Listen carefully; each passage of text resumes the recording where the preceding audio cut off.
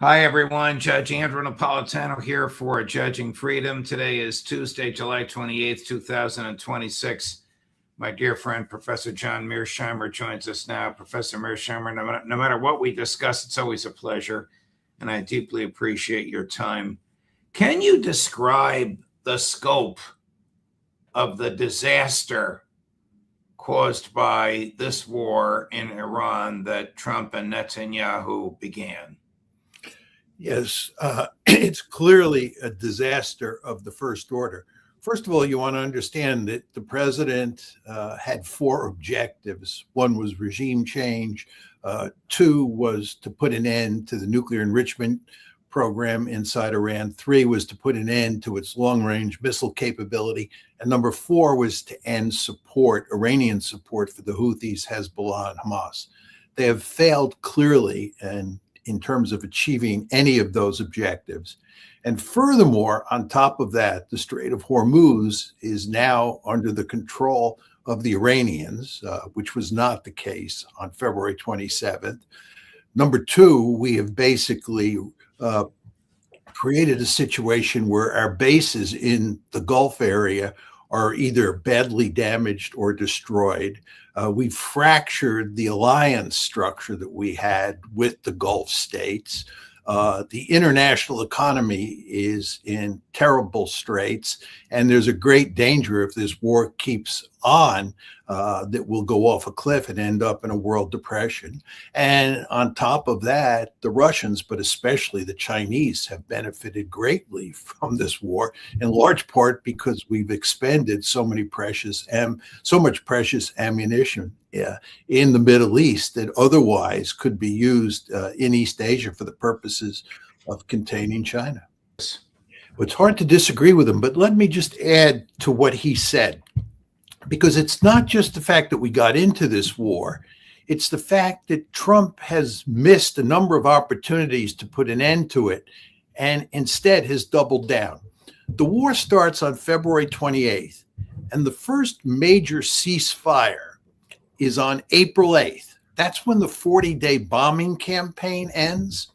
Now, at that point in time, it would have made sense for Trump to cut a deal. But instead of doing that, what he does is he puts the blockade on April 13th, and he continues to play hardball with the Iranians. Finally, on June 17th, he ends the blockade and he signs the memorandum of understanding. This is the off-ramp, right?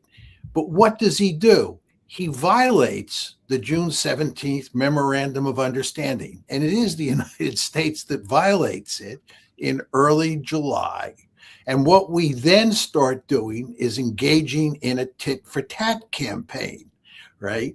And then what happens on July 23rd, this past Friday, is he ends the tit-for-tat campaign. And now he wants to go back to negotiations. But the problem is that the longer the war goes on, the worse America's bargaining position is. So it would have made much more sense to cut a deal after the April 8th ceasefire and certainly stuck to the June 17 Memorandum of Understanding. But he didn't do that. And now he's looking for an off-ramp. But the Iranians have figured out that they have a vested interest in stringing him along and making this conflict go on for another couple of weeks, if not months, so as to weaken our coercive leverage further and get an even better deal than they got in the 17 June Memorandum of Understanding. Who controls Hormuz now? Oh, the Iranians clearly do. They've mined the strait that, or let me put it differently, they've mined the channel that we created, which was a violation of Article 5 of the Memorandum of Understanding. And furthermore, even if they hadn't mined it, they shoot drones and cruise missiles at any tankers or other ships that go through that U.S.-dominated channel. So the only way you can get through at this point in time is to go through the Iranian-controlled channel. So there's no question that the Iranians control the strait. To recognize that the United States lost this war internationally recognized? Could you repeat that question? Sure. Is it pretty much internationally recognized that the U.S. has lost the Trump Netanyahu war? Oh, I think there's no question about that. It's just hard to miss the fact that we have no way of shutting down this war on favorable terms. And every time someone lays out a strategy for the United States to win this war, someone easily shoots it down. And the reason is that there is no magic formula here. I just want to add one point to what Governor Christie said. There's no question that he's correct, but it's also important to emphasize that Trump cannot be trusted to stick to a deal. In other words, a memorandum of understanding was signed on June 17th, and it was Trump who walked away from that deal. And remember, much earlier in his first term, it was Trump who walked away from the JCPOA. So the Iranians fully understand now, if they didn't understand earlier, that you can't trust any deal that you work out with Trump. That means that in a future deal, the Iranians are going to want to front load that deal so they get more goodies up front than at the end, because their great fear will be that once they sign the agreement, Trump will violate it. So they need guaranteed goodies up front.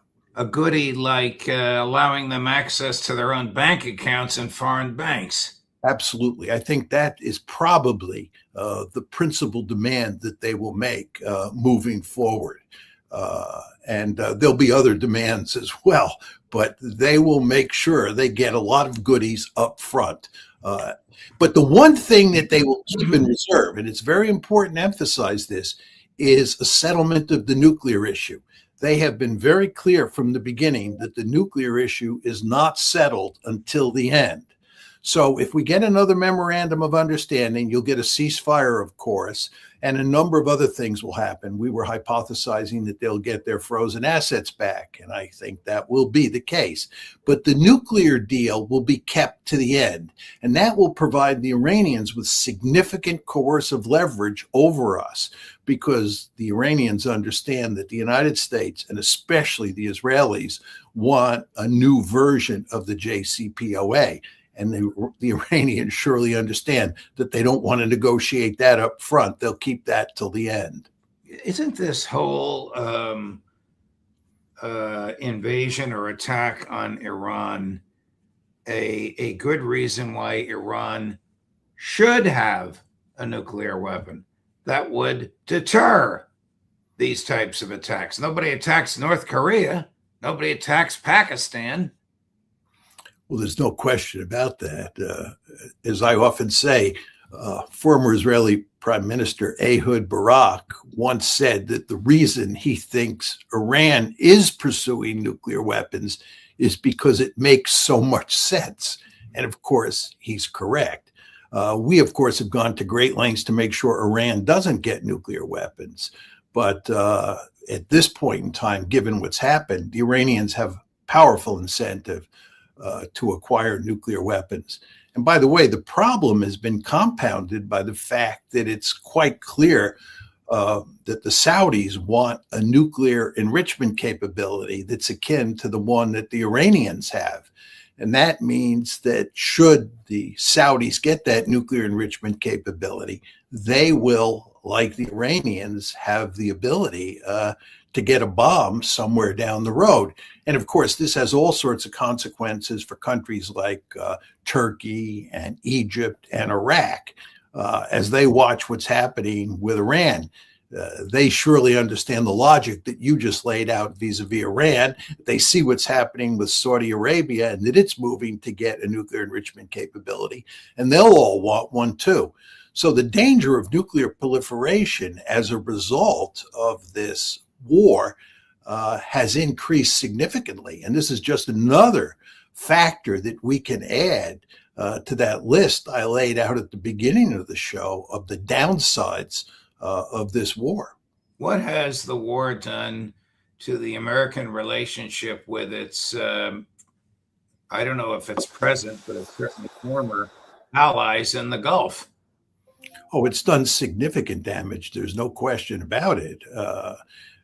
The fact that the United States and Israel started this war and the Gulf states were not driving the train matters when you take into account what actually then happened. These Gulf states were targeted. Great damage was done to them. And great damage was done to the alliance structure that they thought was going to provide security for them.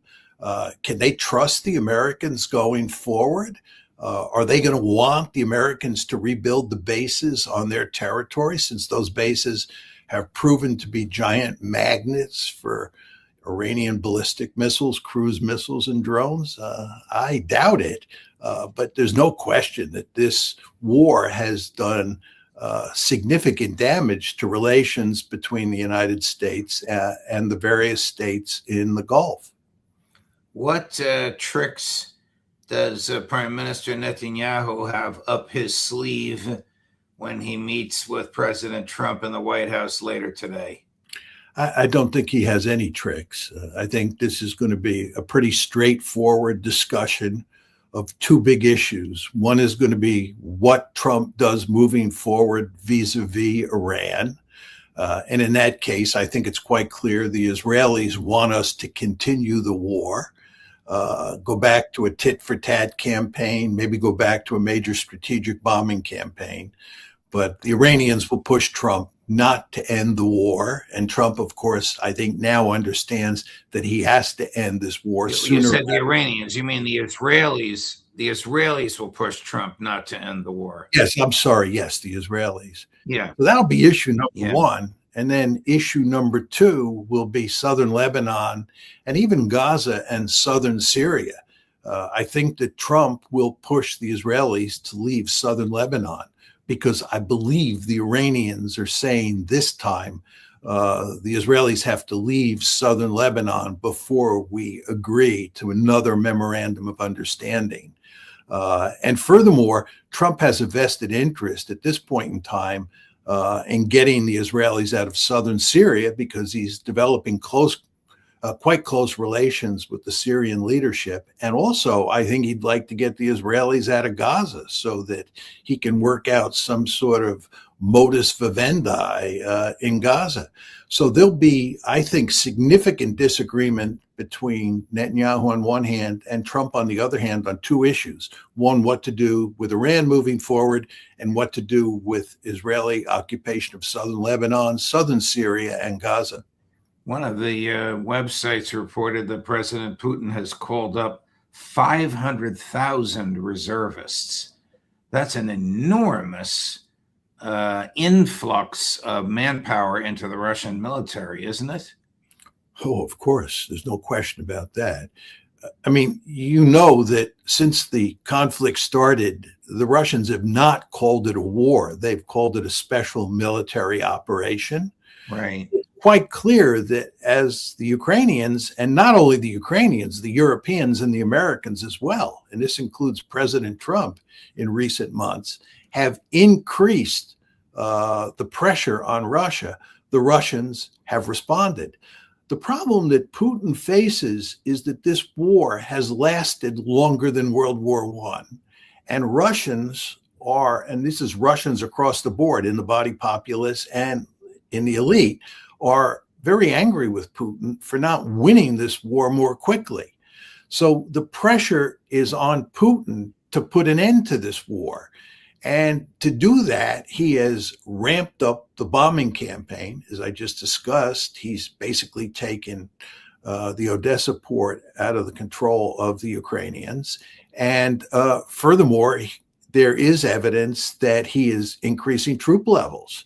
And if that is the case, he will probably use those additional troops to move more quickly to conquer more Ukrainian territory.